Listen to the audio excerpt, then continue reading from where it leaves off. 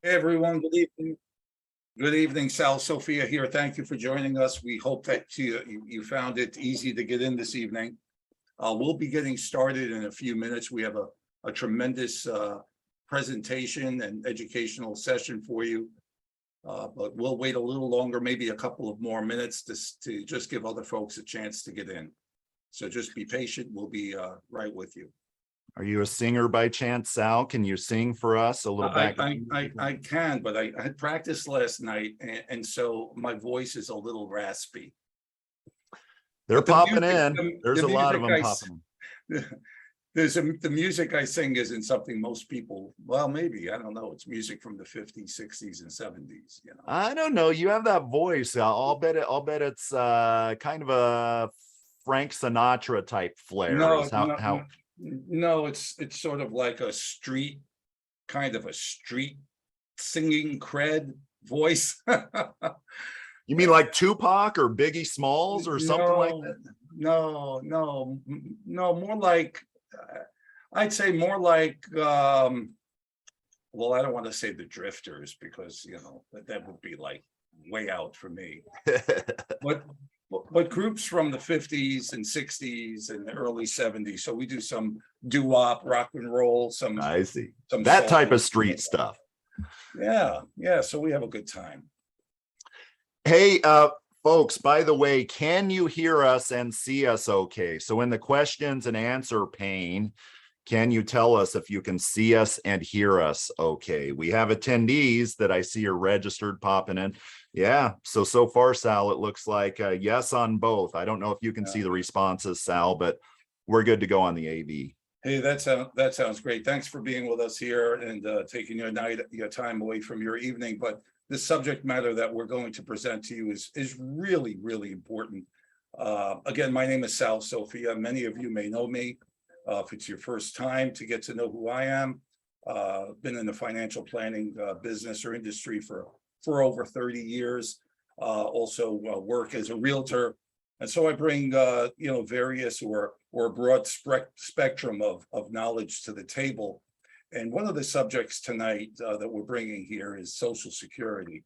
And for all of the topics that most people find most complex, besides the inflation and the taxes and how do we make money in investments and all of that, this one subject matter really is pretty foreign to almost everyone. And so we're going to discuss many ways in which you can maximize Social Security income while reducing your tax bite and also optimizing your lifetime income. Most people don't know that these elections that are made could be hundreds of different options that are available. And so tonight I'm bringing a strategist in. He's the finest in the business. His name is Charlie Gipple. I've worked and had the pleasure to work with him for years now. And he is really highly credited in this area. He's a certified financial planner, a chartered financial consultant. And I think you're going to find him, very useful in how he will explain Social Security maximization to you. So without further ado, I'm going to pass the baton to Charlie Gipple, and he'll introduce himself, and then we'll take this ball, this on the road here tonight. So, hi, Charlie. Thank you, Sal. Appreciate it, Sal. And thank you for your time tonight. And thank you for letting me kind of crash your show here. The partnership, that Sal and I have had now for we've known each other for a while, but we partnered up, a couple years ago or so. It's been very fruitful. You're working with the best in the business there when it comes to what I call kind of the intersection between real estate and also financial services. I've never seen anybody be able to get last webinar, I think it was 200 registrants on a webinar, and that's Sal Sophia and his relationships with the realtors, the real estate agents, pretty much across the country. So when it comes to helping realtors help their clients when it comes to financial matters, I've never seen anybody like it. And I'll tell you, I've worked with not tens of thousands, but thousands of financial professionals over the 25 years. So I want to congratulate you for just knowing Sal Sophia. I know I'm happy to know Sal Sophia and to partner with him as we have over the last couple of years. So stay tuned, because we're going to be doing a lot more webinars like this. I want to thank all of you fine folks for your time. I know that for a hump day evening, that many times the most ideal evening is not talking about Social Security for an hour and 15 minutes. So I thank you for your time commitment here. I promise you, you're going to get some things out of this. One thing I will not promise you is that you will walk away from this and say, you know what? I know exactly what I'm going to do when it comes to Social Security. I can promise you, you're going to be a lot smarter when it comes to Social Security and know kind of what strategies to utilize, but you will walk away from this saying, you know what? As Charlie said at the beginning, Social Security is like a glacier, to where 20% of a glacier is above the water and the rest is under the surface. Very, very complicated. And maybe I should consult with somebody like Sal Sophia, for instance, so I can optimize my Social Security filing strategy. Or if you've already filed, optimize your Social Security, because it's not about what you get, it's about what you keep, right? So here's the first poll question that I have for you fine folks, and then we're going to get with the program here. The first poll question is this, and answer me in the questions and answer section there. The first poll question is, how much of your Social Security can be taxed? What is the maximum amount of your Social Security that can be taxed? Is it 0%? Charlie, Social Security can't be taxed. Is it 20%? Is it 50%? What is the maximum amount that your Social Security can be taxed? And I'll tell you, I do hundreds of these seminars over a couple year period of time, and many people don't believe that Social Security can in fact be taxed. Not 35%. No, the answer to that question is 85%. Upwards of 85% of your Social Security can be taxed. I had a client come to me last year, and this client, who was not a client at the time but is now a client, said, Charlie, I'm selling my house in Denver, Colorado. Selling my house in Denver, Colorado. I said, what are you selling it for? What do you have in it? She said, I have $250,000 in the house, and I'm selling it for $1 million. She's a single lady. She's been in the house certainly for at least 2 years, right? 2 of the last 5 years. She's been in the house for like 30 years. So I'll ask you the question. She has $250,000 in the house, sells it for $1 million. How much of that gain is she taxed on? Long-term capital gains. How much of that $750,000 gain is our single lady going to be taxed on? How much is being added to her taxable income in that given year?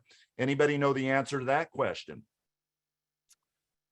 That's right, David, $500,000, because she gets $250,000 of that $750,000 excluded, which leaves $500,000. She says to me, Charlie, so what's going to happen with my Social Security? I said, your Social Security, because you are making more than $32,000, because you're making more than $34,000 rather, you are going to have 85% of your Social Security tax, because you make more than that little number that is $34,000, right? She says, you're kidding me. So that is an example of Social Security, some of the complications around Social Security, especially if you make a lot of money here. So 2 housekeeping items, and we're going to get with the program. Number 1 is ask questions as we go here. If you're curious about anything, ask the questions. If we don't get to it on this call, Sal will call you up when the call is over. Well, not when the call is over. We all have to eat or something or go to bed or whatever. Tomorrow or sometime next week, Sal will be in touch with you. Correct me if I'm wrong, Sal. Maybe you call them all up after this. I don't know. Yeah, I won't bug them, but I'll do the right thing. But by the way, if I see some of the people ask questions and you haven't addressed it, I'll bring it to your attention. How's that? Great. Thank you. So that's housekeeping 1. Housekeeping 2 is take the evaluation at the end. Tell us how we did. Do you like this kind of content? Is this something you want us to do more of, et cetera, et cetera? How do you respond? Chat is disabled. Yeah, don't use the chat. Use the question and answer pane. Great question. Some folks may be trying to use the chat Just use a question and answer pane, even though when you're answering my question, technically it's not your question, but you get it. That's what we have up in front of us. And yes, we have the chat disabled. Should have enabled the chat. I guess we could look at both of them, but just in the questions and answer section, ask questions that way. Now, folks, isn't it ironic? Isn't it ironic that this asset that we have, which is the present value of that future stream of income that we have for all of our lives, that is Social Security. Isn't it ironic that for many of us, it's the largest asset that we have in our financial portfolio, while B, it's the most complicated. I'll tell you, I've been doing this for 25 years now at fairly high levels, right? Financial services stuff. And I will tell you that there are very few things in your financial lives, in your clients' financial lives that buy houses from you and sell houses through you that are as complicated as Social Security. Isn't that ironic? What's most ironic about all this is you are left on your own. Go to the Social Security Administration or go out to ssa.gov and try to make sense of that stuff. You're left on your own with the largest asset that you have and the most complicated asset that you have. If there were 10 of me and Sal's in a room, financial advisors in a room, maybe one of us knows Social Security really, really well. You are left on your own when it comes to this complicated thing. And by the way, there is so much beneath the surface. Take for instance, me. Let's do a case study here. Here is Charlie's case study, and I'm not moving any slides yet. We're going to get into the agenda here in a bit. Here is Charlie's case study. So my dad died when he was 62. His dad didn't even make it into his 70s, died in his 60s as well. My uncle on my dad's side died like 60 something. I don't know what it was. My mom's side of the family also has health issues, diabetes, heart issues, and stuff like that. So with that being said, with that given information, like the essay in high school, right? With that information, you tell me, when should I file for my Social Security benefits? For my Social Security retirement benefits, answer me. Tell me, should I file early or should I file late? What should I do? Yes, that's right. File early. What is the earliest one could file for their Social Security retirement benefits? Anybody know the answer to this question? What's the earliest, as we're going to talk about, that I could file for my Social Security retirement benefits? Yeah, we have a good group today. That's right, 62. Now, technically, survivor benefits, for instance, if I were to take benefits off my wife was 67, for instance, she's taken Social Security, she passes away, I could get a survivor benefit as early as age 60. The survivor benefits, however, are different than what I'm talking about. My own benefits, the earliest that I can take them is age 62. So everybody's saying, Charlie, with your lack of longevity, that's when you should take it. So when am I taking it? I'm going to take Social Security at age 70. Why is that? Again, that glacier, so much beneath the surface that goes into Social Security that you have to know this to make the optimal decision to not leave a couple $100,000 on the table over your lifetime. And no, that's not hyperbole. You could very easily leave a couple $100,000 on the table over your lifetime if you make the wrong decision. So why is Charlie filing at age 70? Well, I am the one that has been doing most of the work, right, in our family for the last 25 years. Actually, my wife is the one that had the hard job. What was her job for most of that 20 years? It was to raise the kids, right? So her benefit is not going to be real massive, how much she is going to be able to take from the Social Security system. So, okay, so when Charlie dies, which will certainly be before his wife, Noel, let me ask you guys and gals a question. What does Noel get? What does Charlie's wife get when Charlie passes away? Whether Charlie passes away at age 65, whether he passes away at age 80 or whatever. That is correct. Noel gets Charlie's benefit. She inherits, hopefully, that larger benefit because I would have waited to age 70. And my wife is going to live forever. And I'll tell you, the longer that one lives, if you knew that you were going to live until age 150, for instance, to exaggerate, you would want to file for Social Security benefits or lean towards the delaying side of the equation rather than taking it early. So that is just an example, a tip of the iceberg of how there is so much more calculus to the Social Security equation than what meets the eye, right? Word from our attorneys, basically don't listen to a darn thing that Charlie says. Actually, in all seriousness, this is what this slide says. It is so specific to each and every one of you that, you know, you could have me and you could have somebody just like me who's made the same amount of money over their lifetime. Thus, their Social Security benefit's going to be the exact same. These two people are the exact same date of birth, the exact same age. But you know what? The optimal Social Security retirement strategy, after Sal plugs it into his machine, his Journey Guide software, could be two completely different strategies. Well, how is that, Charlie? If their benefits are the same, they're married to a wife, spousal benefits that kind of mirror that. How can those be the same strategies? Well, for instance, taxation. It's not what you get, it's what you keep, right? If this guy or gal over here has money coming in retirement from a Roth IRA that does not add to his or her income, this person over here has traditional IRA money coming in or 403B money coming in that hasn't been taxed yet. Yeah, their strategies could be completely different. How do you optimize each of their strategies from an after-tax standpoint? Well, that's the million-dollar question. That's what we're going to talk about here today. So it's very specific to each and every one of you. Here's the agenda, a little bit about me, going to spend a minute talking about me, history of retirement income in America. Then we're going to get into the nitty gritty, FRAs, PIAs, DRCs. What the heck does that mean? We're going to talk about what that means. Do you file early? Do you file on time? Do you file late?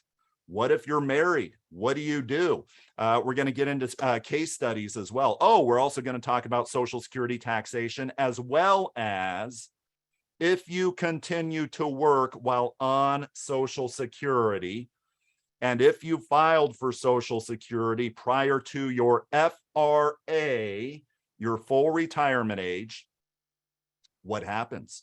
What happens to that Social Security benefit? That's what we're going to talk about. All right, somebody, her benefit plus the difference between hers and his. That's correct, Connie. So I simplified it, right? When I said that when I pass away, my wife is going to inherit my benefit. Technically, her benefit just steps up to what mine was, right? She gets that spousal addition once I pass away. So yeah, a little more on the technical side, but yeah, effectively, she would get the dollar amount once I pass away that I got because I delayed until because I delayed at age 70, she's going to get that larger dollar amount that she's going to have forever because she's going to live forever. That's the way that her genetics are. All right, so a little bit about me, you know, University of Northern Iowa, always good with numbers, graduated with a finance degree, met my wife back in college. So we've been married for what, 23 years now. ING, when ING was in the United States, I was an executive over there at ING. Later on, went on to Genworth and Salmons. I had some good bosses right out of the gate, right out of college, that let me travel the country. Heck, let me travel the world and do presentations like this, so much that I got to where I was able to do some of the media. So media appearances, you know, like Jim Cramer's show here, thestreet.com, not Mad Money, but thestreet.com. You know, that's a picture of me talking. It was actually about annuities on that show there. And I'm still a columnist for various publications out there where I talk about stuff like Social Security, things like that. Got sick of the corporate life. And I said, you know what? I'm going to start two different companies. Number one, I'm going to have my own personal clients. That's CG Wealth Management Group here in the Midwest. But number two is I'm going to partner with folks, top financial professionals like Sal, for instance, across the country so that, well, he and I, she and I, depending on who it is, right, can team up and educate consumers on items like Social Security. And that's my history. Today, I own two different companies. One is kind of a wholesale company where I partner with folks like Sal, although there's only one Sal Sophia in my mind. But then the other one is where I have some personal clients of my own, and that's my family. I have two kids, a wife, and two doggies. Poll question: which of those two dogs is the meanest dog on earth? The meanest dog on earth, the big red one or the little white one? Which one is the meanest dog? Let's see who gets this one right. Let's check how accurate. Everybody's saying the white dog. That's correct. She's mean. She's horrible. But she's my wife's baby. All right, so let's talk about the history of retirement income. The year was 1935. 1935, and the US government started to realize that people were actually outliving their ability to be useful. They were out, which sounds harsh, right? Outliving their ability to work. And it was mostly blue collar work back then, right? Blue collar work is tough work. Like I said, my dad died at age 62. He dug ditches for what, 50 years or so, right? That wears on you. But what started to happen in the 1930s is people started to outlive their ability to work. And as a result of that, man, how do they just chill out, for 10 years? They can't dig ditches. That's too hard on their body. They're incapable of doing that. What is this new thing to where they kind of have downtime for the last 10 years, 20 years of their life? That's where this notion of retirement started to come up, right? In the early 1900s. So the US government in 1935 said, here's the deal. We have a deal for you, and it's this. Once you hit full retirement age, we will pay you to go off into the sunset. We'll pay you forever. We will inflation protect that payment, and it will be for the rest of your life, period. So you can sit back in your rocking chair, cash out of your rough job, building skyscrapers without safety equipment, by the way, without hearing protection, without goggles, none of that stuff. You can check out of doing that. Just hang out for the last 10 years, 15 years, 20 years of your life. So you hit full retirement age, you check out, the government will then start paying you for the rest of your life. Folks, what is this system that I'm referring to here? What is this system that I'm referring to? Launched in 1935. Well, of course, it's Social Security, right? Here are a couple of questions, though. The important question is this. What was that full retirement age of a person that you had to be to get full Social Security benefits in 1935? What age was it in 1935 that you had to hit to be at your full retirement age for Social Security benefits? Does anybody know this one? A lot of smart folks here. 65.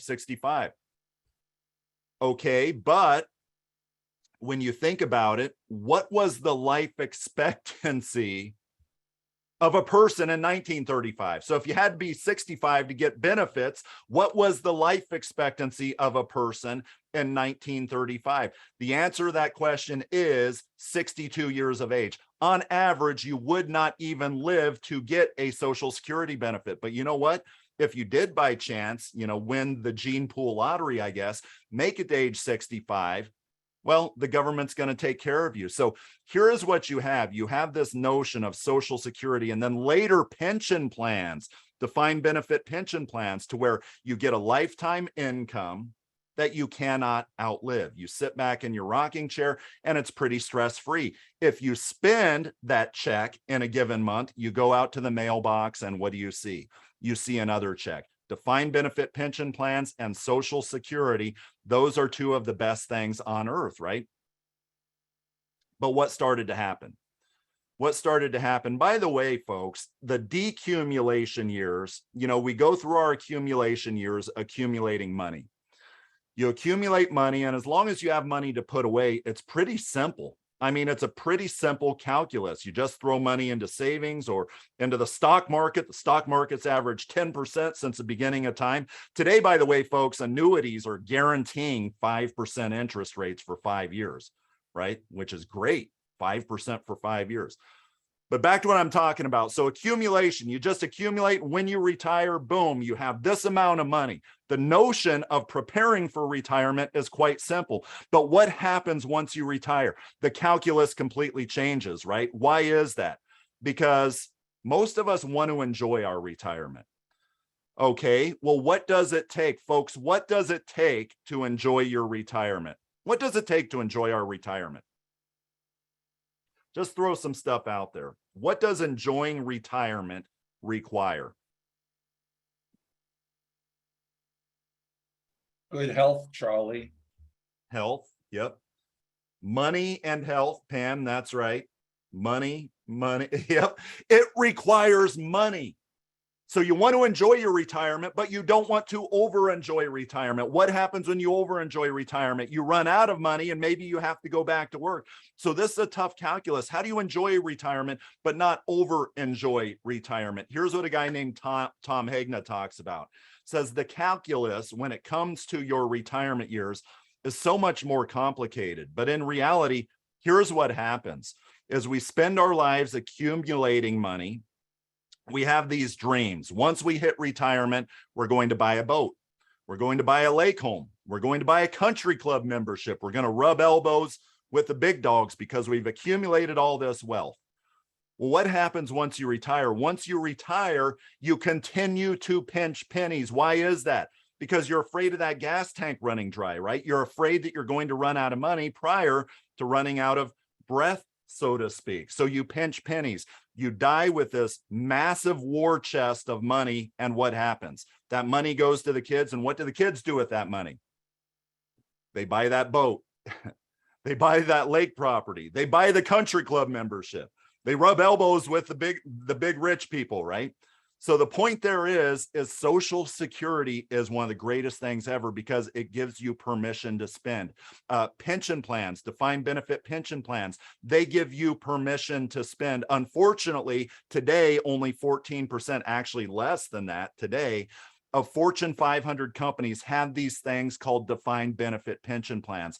With defined benefit pension plans as well as Social Security, you don't have to worry about this calculus. How do I enjoy it while not over enjoy it? And folks, that is why if you have $1 million coming to you in Social Security over your lifetime, we would all be remiss if you made a decision that meant you only get 700,000 over your lifetime, 800,000. These numbers are not hyperbole that I'm talking about. I'm going to show you examples, seven-figure Social Security payments over one's life. What happens if you make the wrong decision? 200,000 bucks less. What happens if you make the right decision? Yeah, you're maximizing it, right? But the ability to not over-enjoy retirement, there are only 3 different things that can do what we're talking about: Social Security, pension plans, and annuities. That is guaranteed lifetime payments. There are really only 3 sources out there.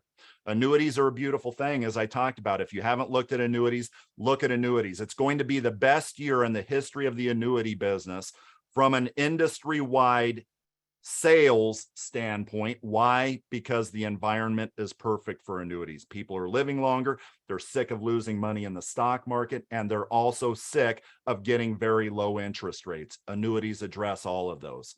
So Social Security is a foundation of all this, right? Now, I cannot stress enough that there is so much more to Social Security than just Social Security. Like the example I used at the beginning, is this person, are they taking income from 401k plans in their retirement, from traditional IRAs, those that are taxable, those that add to their provisional income? Because if they are, there had better be some very careful coordination with how that inflow of money is happening because of what I talked about earlier. And that is taxation, right? This person over here has nothing but Roth IRAs or things that are after tax. It doesn't add to their provisional income, which means their Social Security is not taxed. If you get only one thing out of this seminar today, it is that you cannot just throw a dart at the board. I'm going to file for Social Security today. It's my full retirement age. That's not going to cover my monthly bills. I'll throw a dart at the board, and whatever account that dart lands on, I'll just withdraw from that in that month. It has to be much more methodical than that so that you can tune everything in so that after tax wise, you're not leaving 100 grand on the table, right? Because that's what's important is after tax Social Security, after tax retirement income. So let's get into the nitty gritty here, folks. There are possibly 3 different groups of folks on this call. Actually, there could be more than 3, but usually it's 3. Those born before 1954, your full retirement age is 66. Then those born from 1955 to 1959, it's kind of these odd numbers here, your full retirement age, as Social Security calls it, FRA, your full retirement age, is 66 and some months. For every year past 1954, just add 2 months to it, right? I was born in 1977, so my full retirement age is 70. Now, what is full retirement age? That is where everything starts. So your full benefit, that you see on your statement, Let's say it's $1,000. At full retirement age, you get $1,000. But then from there, the calculations go from there. Are you going to take Social Security early? Which, as we talked about earlier, age 62 is how early you can take it. Or if you're a widow or a widower, age 60, right? Folks, what is the latest that you can file for Social Security? I will wait here. What is the latest that you can file for Social Security? 70? Technically, that's wrong, but kind of right. Age 70. You can file at age 80 if you want, but you just don't get credit. You don't get brownie points anymore after age 70, right? So here's the deal. If my full retirement age is 67 years of age, if I wait until age 70, I get an additional 8% per year for every year that I delay. So that means 8, 8, 8. If I delay 3 years, 24% more in income. So this full retirement age calculation is very important because this is where your calculation, whether you file early or whether you file late. You file early, you get penalized. You file late, and you get those delayed retirement credits. This calculation, this benchmark is where everything, well, is benchmarked, and that's your full retirement age. When it comes to Social Security, when you file, it's largely about timing, but as I talked about with taxes and everything, there's so much more to it than that. But when you look at just timing, here is the question you are trying to answer. It's as simple as this, just looking at timing. Do I file for Social Security early and take less of a benefit, right? Less of a monthly benefit for a longer period of time? Or do I file for Social Security late and get more of a benefit for a shorter period of time? Because if you file at 62 versus 70, well, at 62, you're going to have 8 years more of Social Security payments, right? So that's a small part of the calculus there. But let's go to the tactics. Let's say, well, you know, Charlie, I'm going to retire next year and my full retirement age is next year. So when I really want to do the Social Security thing, how do I request it? What does the timing look like? Let's give you this here real quick. Not going to get a whole lot into the weeds here, but I just want to give you an example here so you can put yourself in the moment that you are filing for your Social Security benefits. Some quick math here, folks. The math is, we have Jim, let's say. He was born in 1956. When does Jim turn 66? When does Jim turn 66? He was born March 3rd, 1956. When does Jim turn 66? When does Jim turn 66? If he was born March 3rd, 1956, he will turn, that's correct, 66 on March 3rd, a few months ago, right? March 3rd, 2022. So folks, is that his full retirement age? For those of you that were paying attention, which hopefully is all of you, is that his full retirement age? You answer me there. Is it his full retirement age on March 3rd, 2022? That's correct. Everybody's saying no. What is his full retirement age?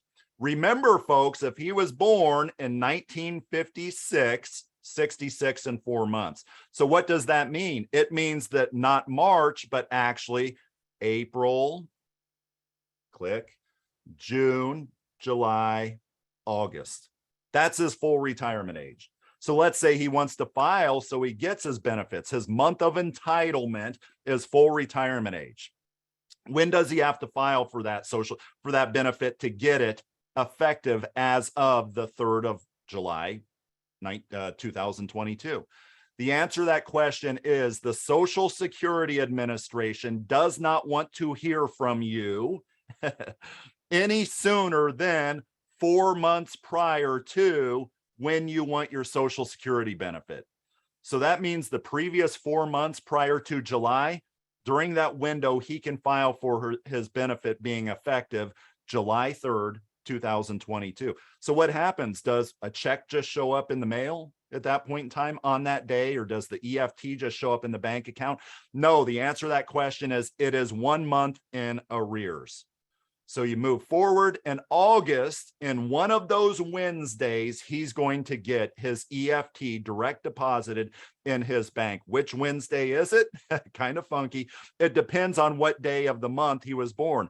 If he was born during the first 10 days of the month, as he was, because he was born on the 3rd, right, of July, then that means the second Wednesday, he will get that direct deposit into his account, his Social Security check.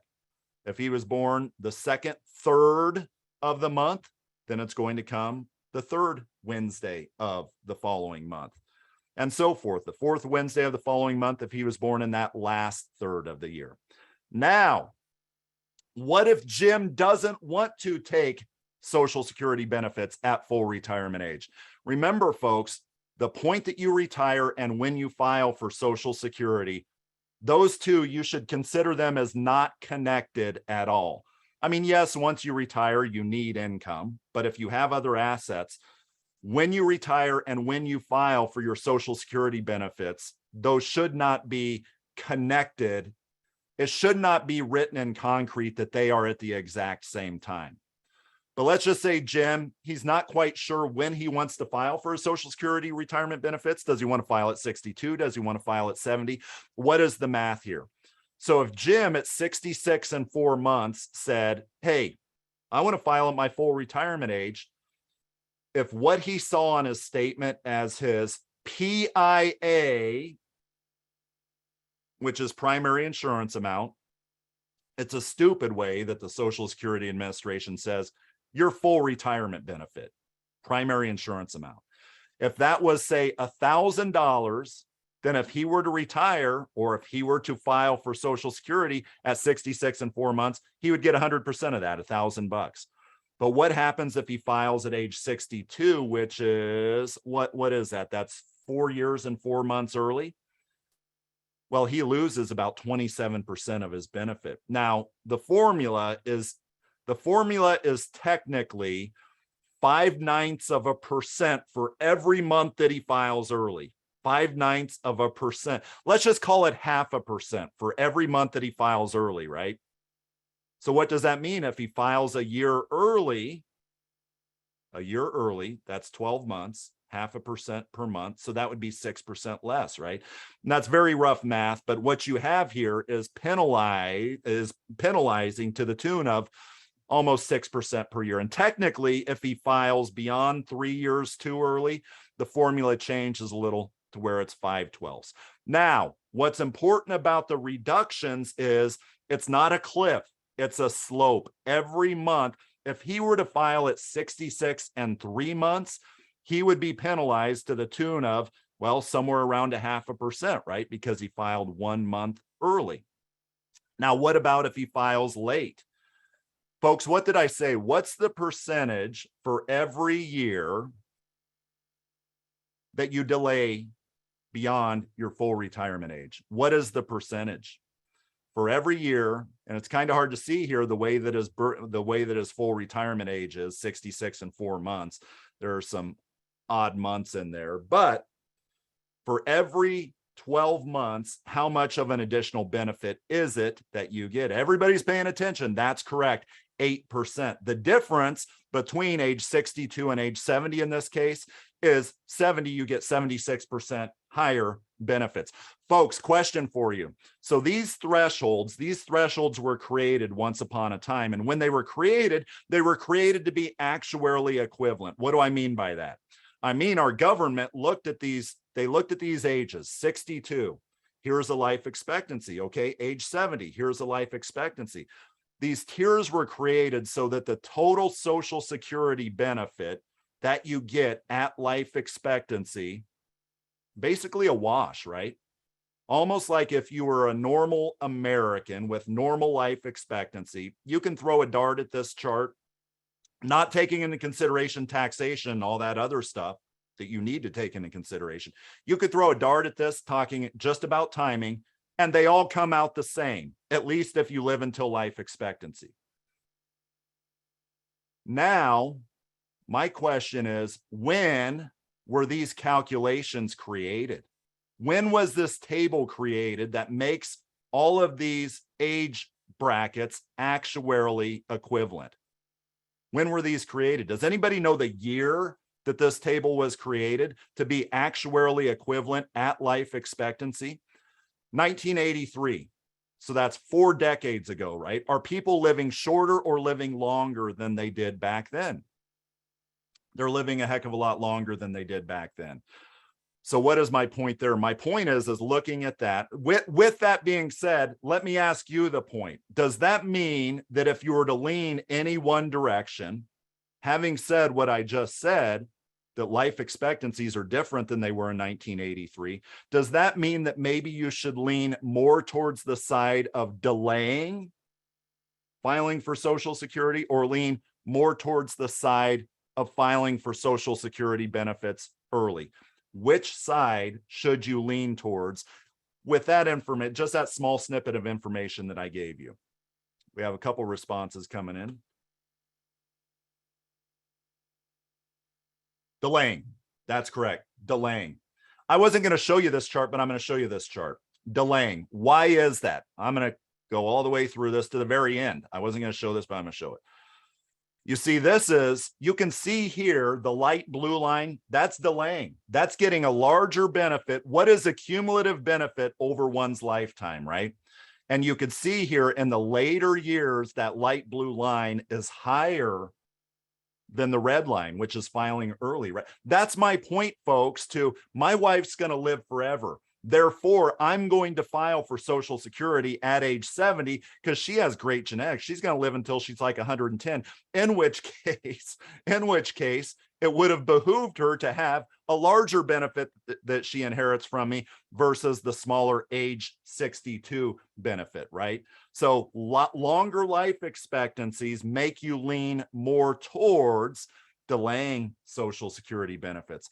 And look here, folks, this simple example that I punched into a spreadsheet, you're looking at $1 million here out to age 93. And one of a couple will live until certainly 92. That's a life expectancy of a couple. One of a couple will, from a probability standpoint, live until age 92. That's $1 million. It's not hyperbole when I tell you that Social Security is easily $1 million asset, right? So let's go back to where we were. We were talking about reductions here. But what is your full retirement amount based off of? It's based off of this over here to the right.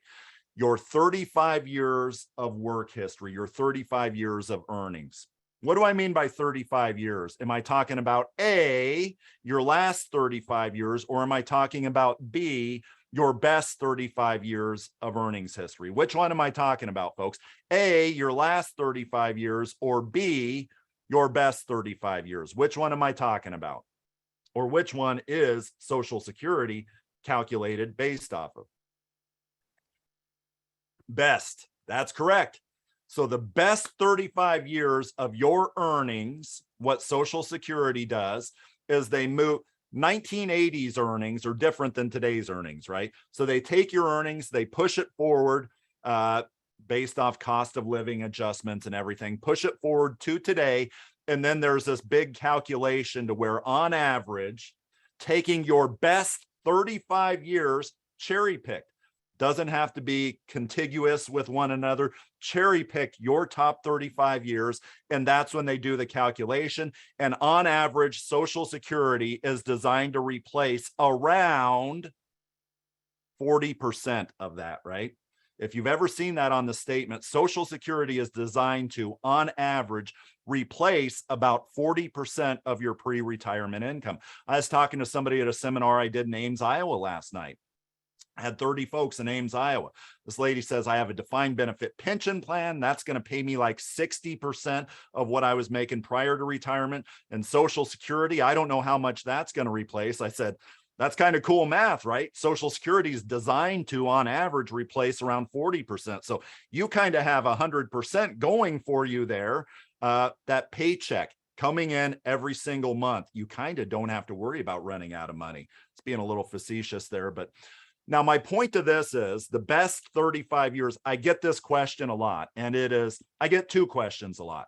The first question is, Charlie, if I go back to work And if I don't earn much money at that new job, I'm bored in retirement or whatever. If I go back to work and don't make much money, can that harm my Social Security? Can it harm my Social Security check? Is that going to bring down that calculation? What's the answer to that question, folks?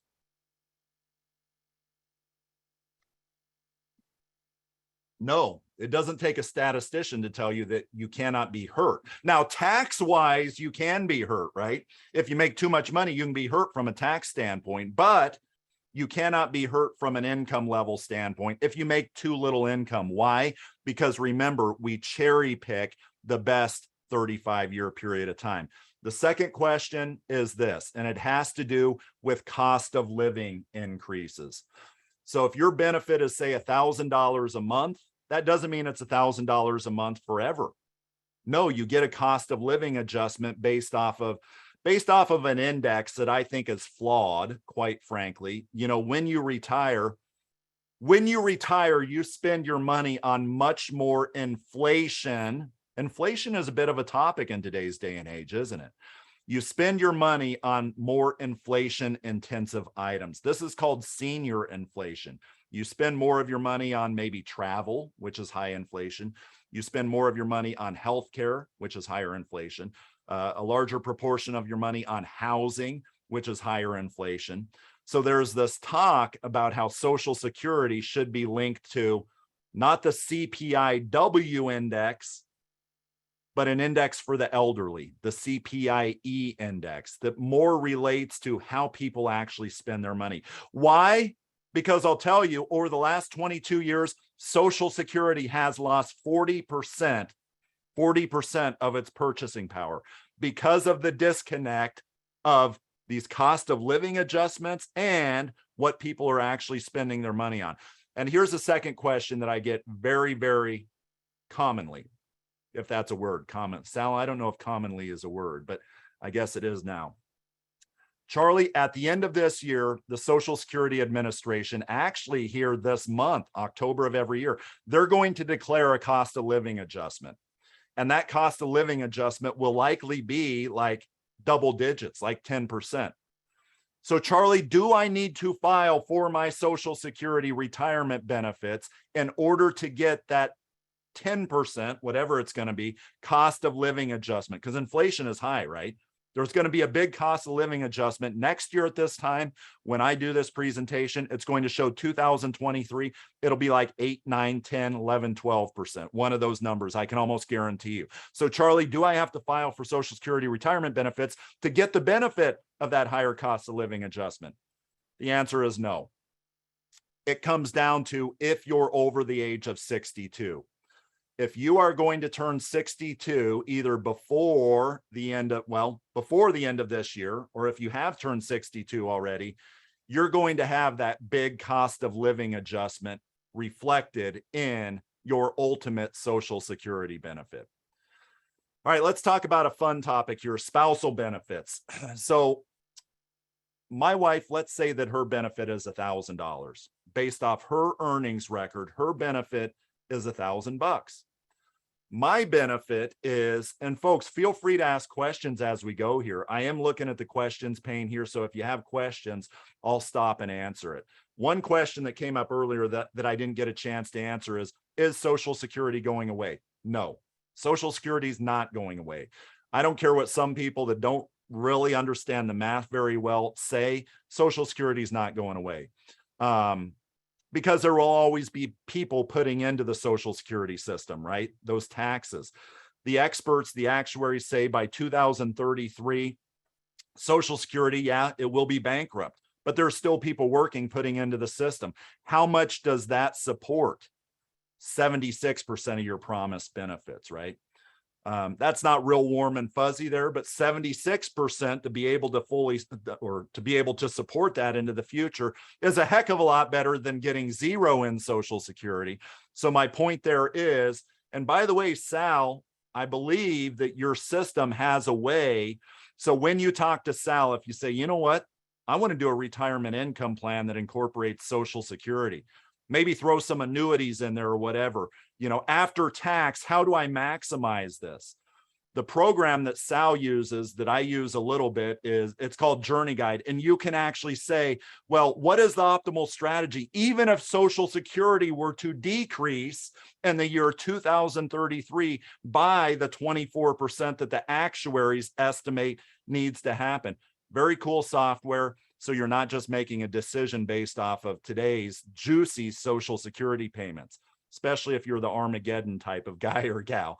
You can make some adjustments in that software and then say, okay, now what is my optimal Social Security scenario? And we'll talk more about that retirement income plan in a bit. But my wife, $1,000 based off her earnings record. Me, because I've done, I've done the work. She did the hard work, raised the kids, but I just made more money over the years, right? So my benefit is $3,000. Let me ask you a question. What benefit does my wife get? So what is her Social Security payout? I get $3,000 from Social Security. Hers, based off her earnings record, is $1,000.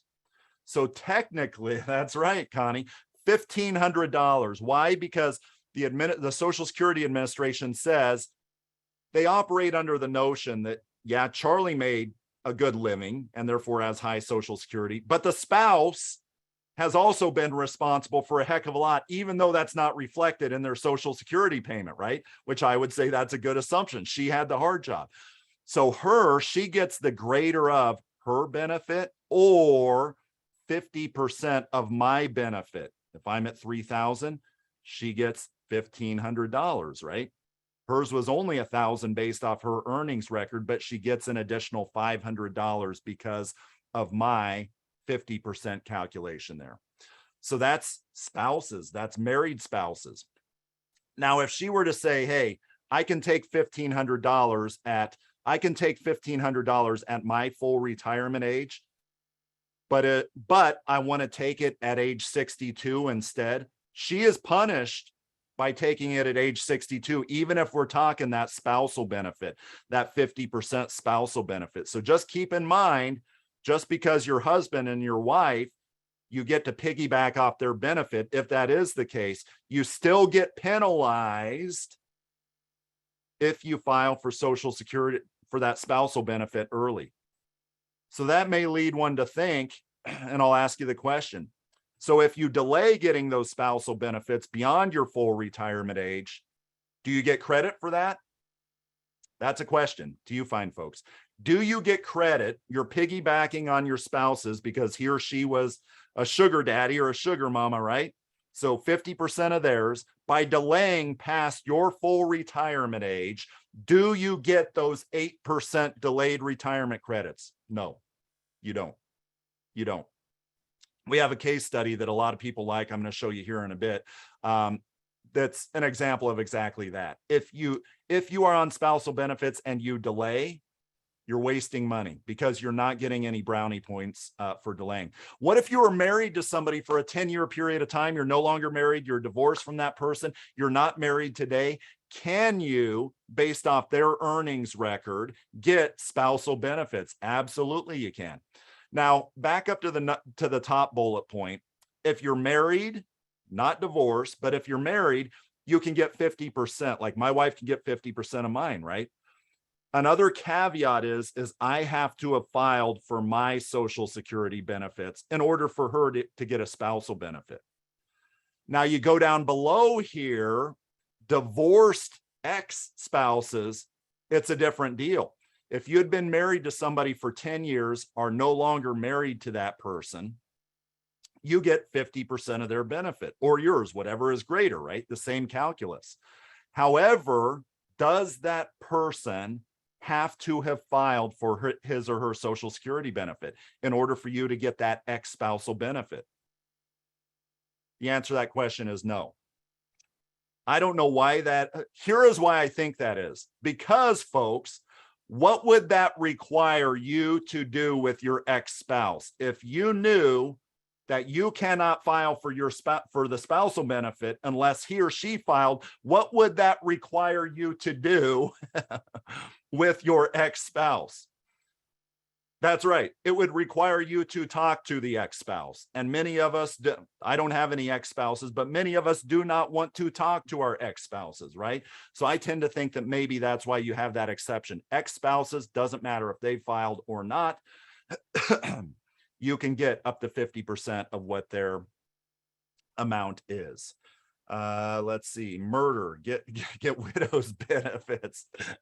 Get widow's benefits. Yes, widow's benefits also applies to ex-spouses, by the way. So let's go into the case study here. This is where people really get into it and they really start to understand, yeah, this stuff is interesting. There are ways to not leave hundreds of thousands of dollars on the table.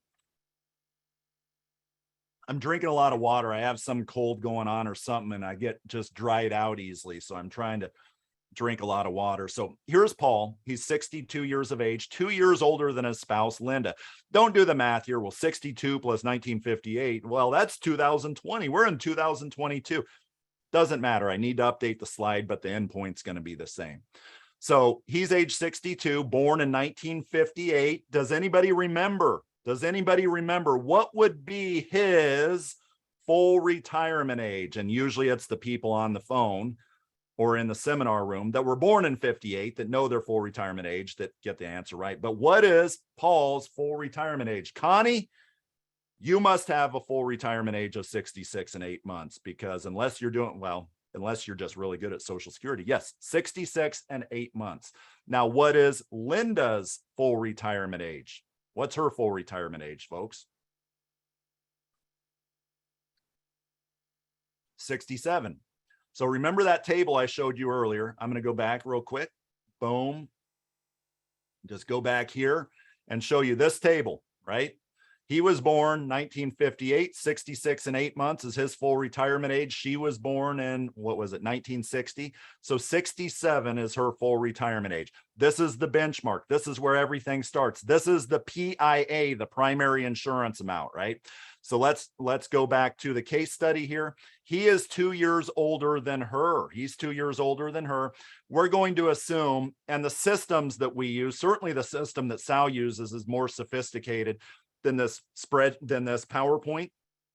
It includes inflation and everything, taxes, tax rates, because again, getting you the most payment per month is not the goal. Getting you the highest after-tax payment per month is 100% the goal. So this PowerPoint doesn't do that, but this talks about the timing here. So here's the deal. What we're going to do is 3 different scenarios. We're going to say, let's say they both file early, let's say they both file late, and let's say they both do the optimal strategy. What is that optimal strategy? How much money did we save? Well, how much money did they not waste by making possibly the right decision?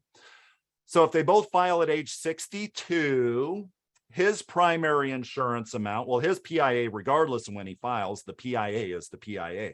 At his full retirement age, $2,400. But if he files at age 62, what does that mean? He gets a reduction, right? Because he's taken it as early as he can. 0.9% for every month, et cetera, et cetera. Call it 0.5% a year, roughly, right? Or 6% per year, roughly. $1,730. Linda over here has a reduction, and that reduction is down to $829. But folks, I got a problem with this slide. Linda, why does Linda only have a $71 reduction? She filed a whole 5 years early. Why does she have only $71 being reduced from her benefit? She filed 5 years early. What gives? What's going on there, folks? Why is Linda's reduced? Not a whole lot, down to $829 instead of $900. That's almost no reduction, right? What's taken place there? Nobody knows. Nobody knows what's taken place. If her primary insurance amount is $900, but she's taken it a whole 5 years earlier, why is she only reduced by $71? That's right, because it's not about $900, right? It's about $1,200, because $1,200 is half of Paul's. Remember, she gets the greater of her benefit or half of Paul's. And then That's where the reductions start. So the higher of the two, she's reduced down to 829 instead of 1200. How much over their lifetimes do we project that they will be able to get? $830,000, a pretty good chunk, right? But is that optimal? Well, we'll see here. They're both going to file late. They're going to file at age 70. Here's the inverse of what we just talked about. You can see here, Paul, he gets $3,040 a month here.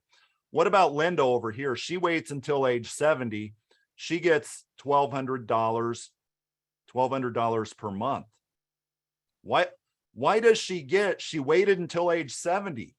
Why does she get only $1,200 per, what's that $1,200 per month? And why does she only get $1,200 per month? That $1,200 is the spousal benefit, right? 50% of his, which is greater than $900. But why isn't that $1,200? Why isn't it more? I mean, Paul, you know, on his benefit, he got more because again, folks, there are no brownie points for delaying past full retirement age when we're talking about the spousal benefit. So what has she done for the last 3 years? She would have gotten the same benefit if she filed at age 67, but what has she done instead for the last 3 years? She's left money on the table is what she's done. And the government loves it when people leave money on the table to the tune of $5 to $10 billion a year. People are leaving money on the table because they file in the wrong fashion. They file for Social Security benefits. It's estimated $5 to $10 billion a year in the United States. Money is being left on the table, right? Linda's a perfect example of that. So what is the optimal strategy? Oh, that's almost $1 million right there. What the optimal strategy would be based off all these different combinations, you know, Sal plugs into a system based off all these calculations. Which one is the optimal strategy that over their projected lifespan is going to get them the most? In this simplified example, which doesn't include taxes, nothing like this, it is for Paul to file at age 70, which usually the high earner, it's, yeah, you file late usually, but it's usually a barbell strategy. Linda files at age 67. Now, folks, when she files at age 67, why does she only get $900?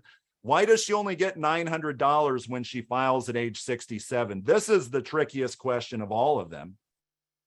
But I thought we were talking about $1,200. I'll wait for the answers to this one. Why does she only get $900 when she files at age 67? What's going on there? Why not the $1,200? What's going on there? Nobody gets this. Yeah, a lot of times this is a little more difficult because remember, folks, oh, we got one coming. That's right. Ellen, boom, right at the last minute. Actually, I think there's a lag here. There are probably more responses coming. And right at the last minute, Ellen says, because he has not filed yet. He's only 69, right? He's 2 years older than her. He's only 69 when she filed. You can't get spousal benefits until that spouse actually files. So when he does file a year later, when she's 68, what happens to her benefit? Her benefit bumps up by $300 to equal $1,200, right? That is what the computer says is the optimal strategy, which gets us over $1 million a year. So instead of the first strategy leaving 172,000 on the table, the second leaving 40,000, the optimal strategy in this case, not taking into consideration the other income chunks coming in and taxes, it is that barbell strategy. That's the optimal strategy there, backed by, well, a ton of computer calculations, which I'm not going to show you the printout of that. You see the summary of all that. Now, what if somebody files prior to full retirement age? I hear this a lot. Charlie, I'm going to file prior to full retirement age. I want my Social Security now because it's not going to be here. Number one, it's going to be here, as I talked with you about. Well, but I think it's going to be less. Well, then let's incorporate that into our retirement income plan because we can adjust down Social Security in the year 2033 by 24%, as we talked about. Well, regardless, I want to take Social Security early. Okay. Just know that if you continue to have wages beyond let's just call it $20,000 over here. If you have wages beyond $20,000, the Social Security Administration withholds $1 for every $2 that you make above that. I talked to somebody last year who made exactly $60,000, as it turns out. Exactly $60,000, as it turns out. Is kind of a coincidence. Why is it a coincidence? Because, all right, so if Social Security Administration withholds $1 for every $2 over, that's $20,000, right? That they're going to withhold. $40,000, 50% of that.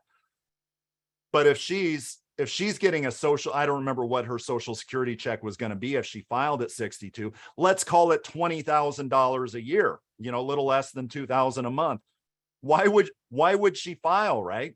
Social Security Administration is going to withhold everything, every dollar amount that she gets. But notice I'm saying the word withholding. I'm not saying that they keep it. I'm not saying that they tax her of that, because what happens when she turns full retirement age?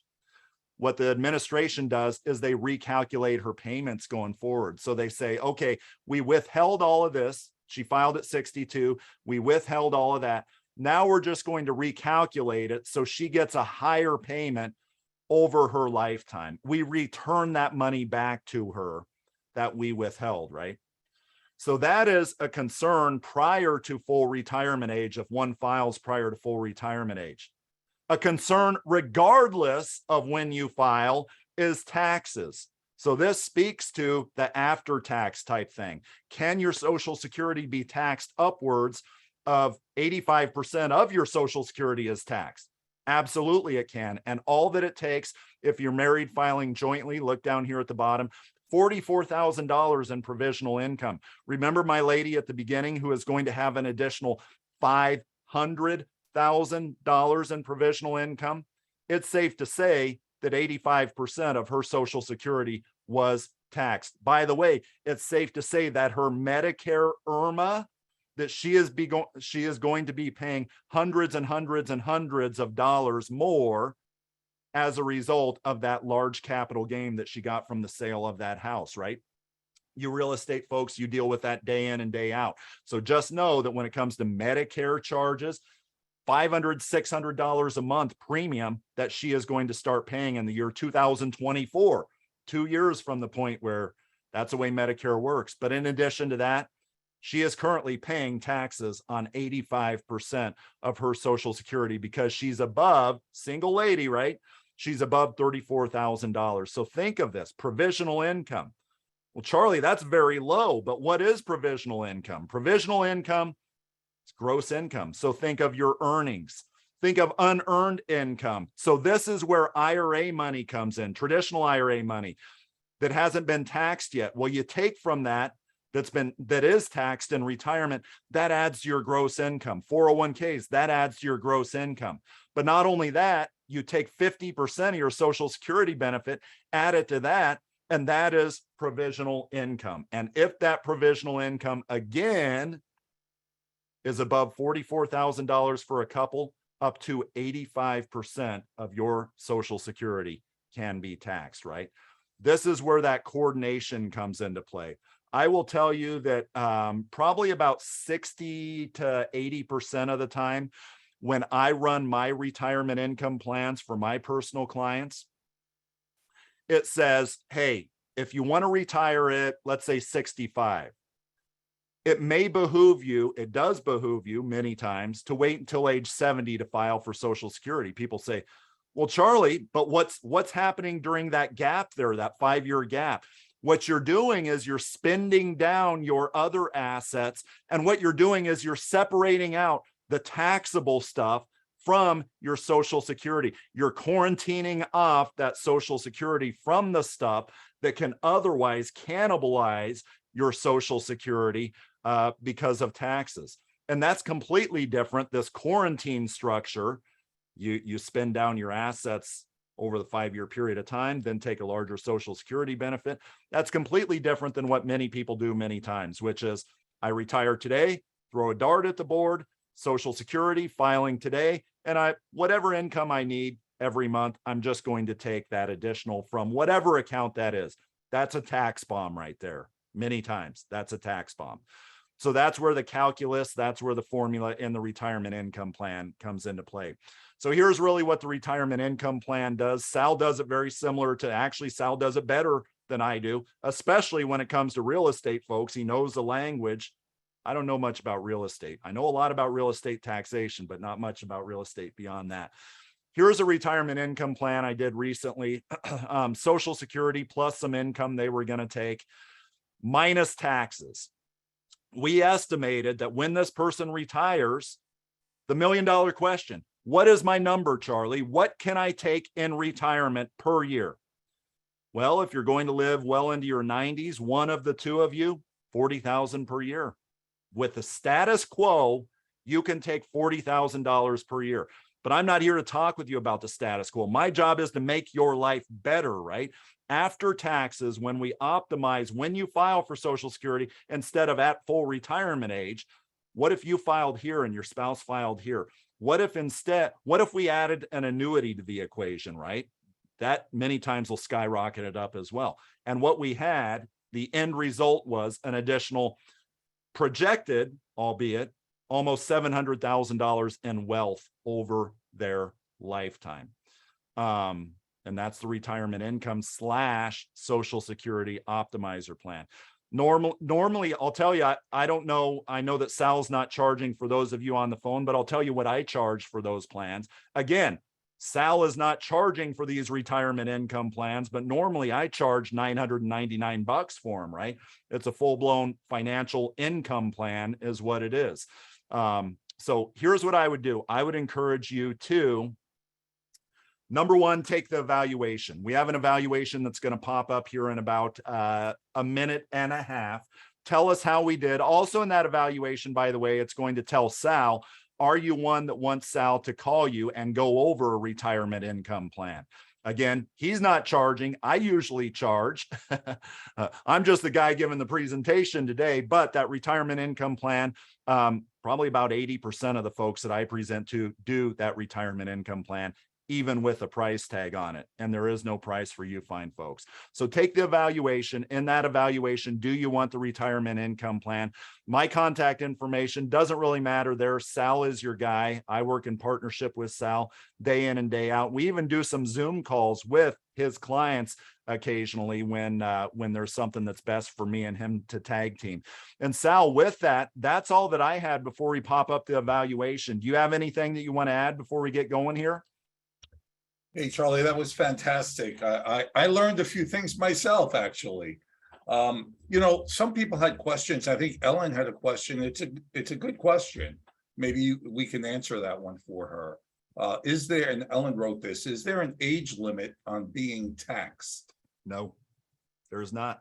There's not an age limit on being taxed. That's what somebody asked me last night. Well, once you hit full retirement age, you're not taxed on your Social Security anymore, right? Like, no, you are. Taxes stick with you if you make enough money, right? You can be 100 years old. If you make over 44 grand, you're going to be taxed on your Social Security. And then there's another question, Charlie, you can answer for us. And I get this sometimes where people are in their, mid 70s or so, and they're still working. Because people have found out that they still need to work for financial reasons. And so they ask, I'm making all of this money. Is this going to help increase my Social Security payment? In other words, does Social Security take the new money that I'm earning into consideration to factor a new payout? And it does. So it does. So if you're hitting additional best 35 years, right?